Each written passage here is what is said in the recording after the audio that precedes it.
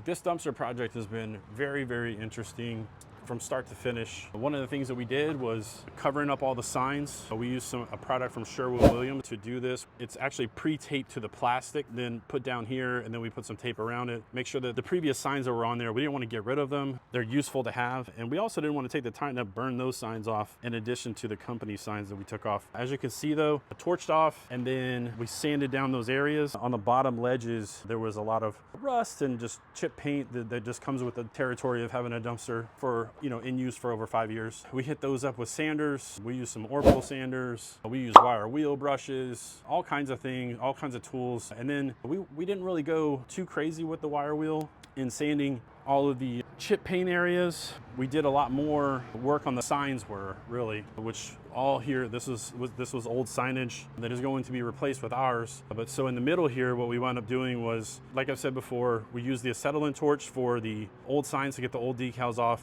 Then we wire brushed or sanded, depending on which iteration we were on at the time, because there was definitely a lot of learning, trial and error, things like that. But we found the wire wheel brush really is what knocked down any of the remaining adhesive that was in here. And then once we did that, we primed over the area, just made sure we had a good layer of primer over it. Anywhere we had some metal showing previously, we sanded those areas and then we used a Rust-Oleum primer over that area. Using the Rust-Oleum has been effective, and actually we can see this one actually has Rust-Oleum on it. Get a little better angle of this. This one's a silver. We used a gray Rust-Oleum on a couple of the other ones, or excuse me, most of the other ones. We really only use a silver on a few because I got the wrong one. This is that Scotch blue plastic with tape that's already included with it. I got a roll of that at Sherwin-Williams. I got 2 rolls, and 2 rolls is gonna cover all of the dumpsters.